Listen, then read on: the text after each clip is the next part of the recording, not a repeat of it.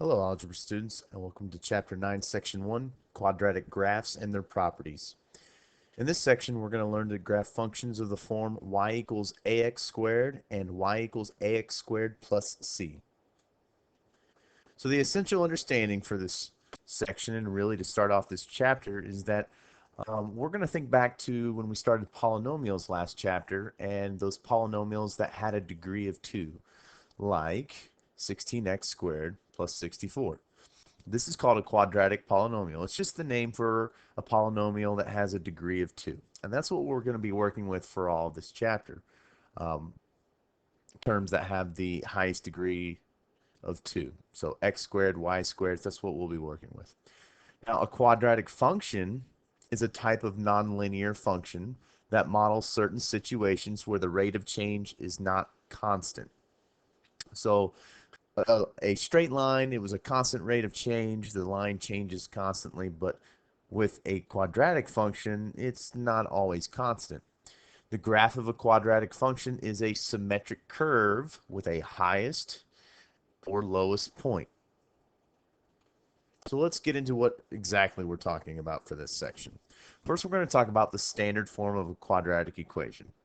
So a quadratic equation is a function. Remember, that's a relationship between two variables, so we'll have x's and y's that can be written in the form y equals ax squared plus bx plus c, where a cannot be 0. We're going to call this standard form of a quadratic function, and we'll see it written many different ways. Like this that you see, y equals, and then some form of polynomial. The idea is if we put in something for x and do some calculations, we'll get a number for y. Also in this chapter, I want to remind you that when we're talking about functions, sometimes you'll see this notation instead of y, f parentheses and x inside. This is called function notation, and we read this as f of x. So we may see f of x equals 3x squared, but these two would be the exact same thing. Just a different way to write a second variable. I'm going to try and go through this quickly. You can stop and pause to write down any definitions that you think you'll be needing for a quiz or a test. But the simplest quadratic function is just y equals x squared. And because this is the simplest one, it's called the quadratic parent function. The U-shaped curve, which by the way, if you look up here, I do have the graph of the quadratic parent function up here. Look at the curve here. It is a perfect symmetrical U, meaning the left side is completely equal to the right side. This is called a parabola. Now this parabola is symmetrical, meaning if we folded it right down the middle, the left side and right side would match up perfectly. Now, if we were to fold it, the line that we would fold it on, or the y-axis right here, looks like that's what we would fold it on, is called the axis of symmetry. And you'll hear me say that term a lot as we move through this chapter. Axis of symmetry is just the imaginary line through the parabola where we could fold it to make it identical. Next, we're going to talk about the vertex. Now, the vertex is, if I draw an example of a quadratic function, very crude example, but the vertex is going to be the highest or lowest point of a parabola.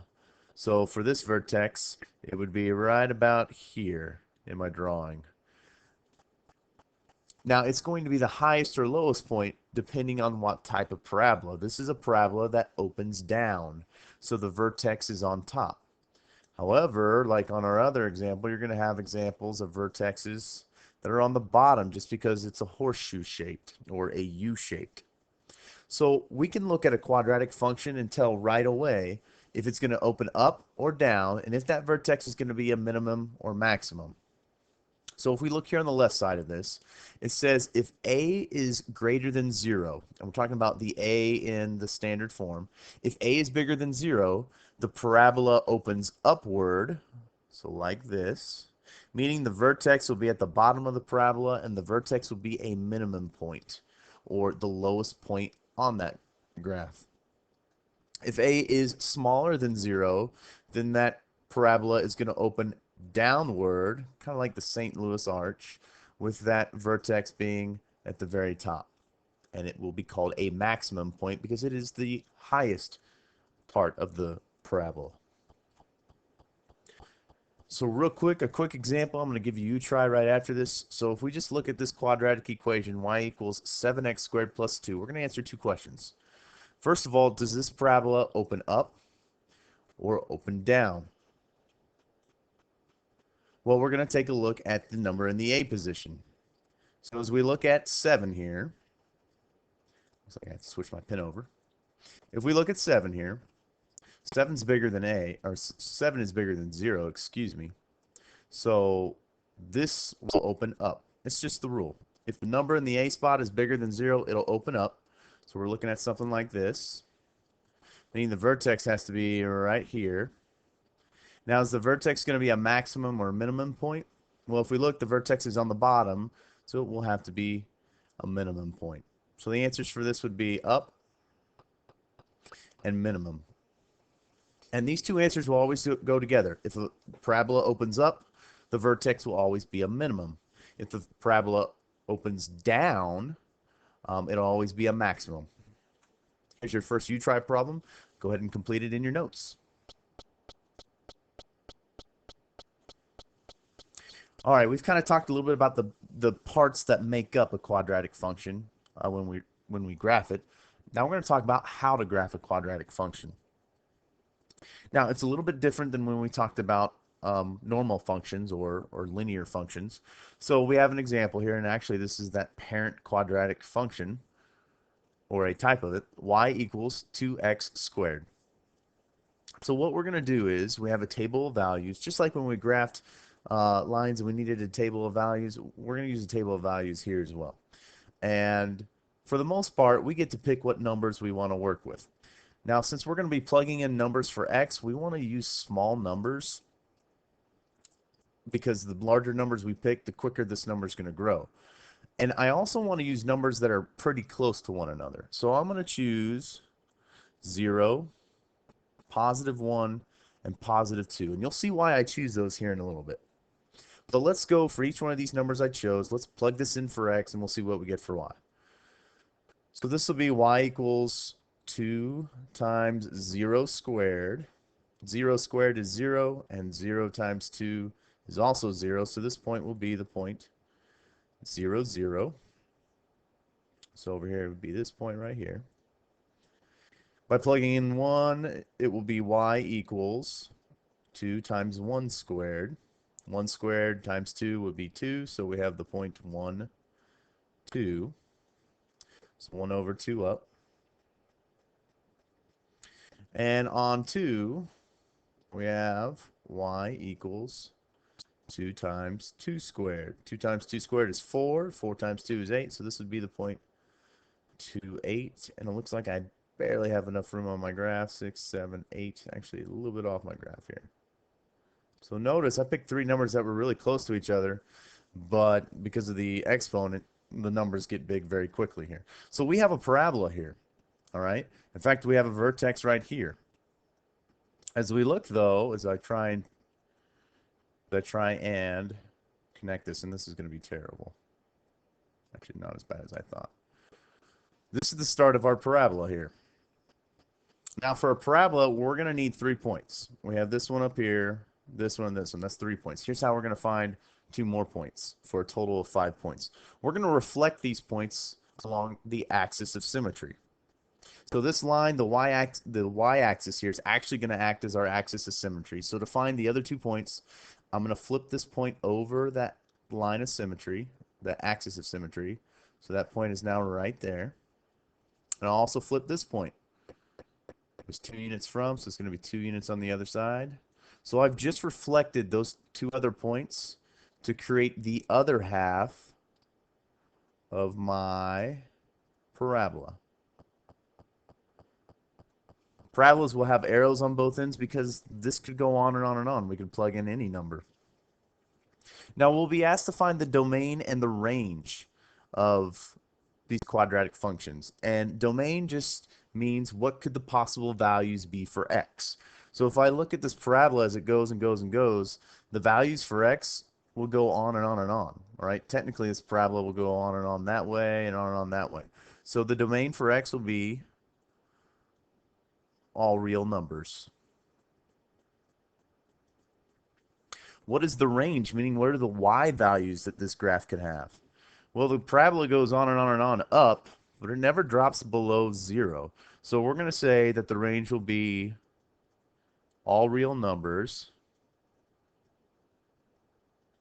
that are greater than or equal to 0. Meaning we're not going to have any negative numbers for our range. This parabola will never touch any of the negative numbers.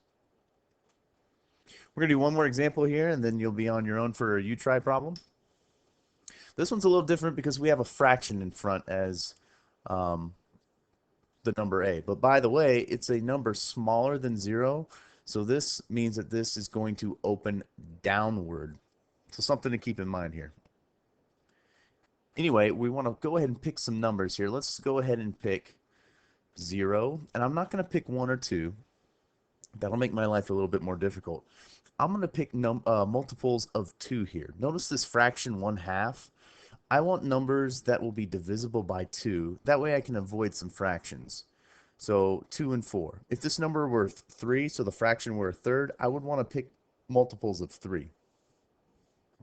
But as I go and substitute in these values for x here, y equals negative 1/2 times 0 squared. 0 times negative 1/2 will be negative 1/2. So we'll have 0, negative 1/2. We're going to have y equals negative 1/2 times 2 squared, which will be 4 times negative 1/2, which will give us a negative 2. And finally, y equals 1/2 times 4 squared. 4 squared is 16. 16 times 1/2 is 8. We're going to have a negative 8, so 4, negative 8. So let's go ahead and plot these points here. So I have 0, negative 1/2. 0, negative 1/2 will be right here. I'm going to have 2, negative 2. So 2, negative 2. Going to have 4, negative 8. Which will be off my chart about right here. So if I went ahead and connected that for my parabola, there's no real good way to do this. Obviously my pen pad kind of hinders me, but you can't use a ruler either because it's not a straight line. To find the other 2 points, we're going to reflect them across this line of symmetry, which happens to be the y-axis. So flip this 2 points over, and then I'll flip this all the way over here. And that will allow me to finish my parabola. My vertex is right there. It opens down. We're good. Well, let's answer these 2 questions here. What is the domain? Well, the domain looks like this parabola eventually could touch any number, positive or negative, on the x-axis. So we can say all real numbers. And for the range, well, it looks like we touch negative 1/2, but we never go up above negative 1/2. So this will be all real numbers less than or equal to negative 1/2. Here's your you-try problem for this section. Complete it both in your notes and in the Google form below. Have a good day.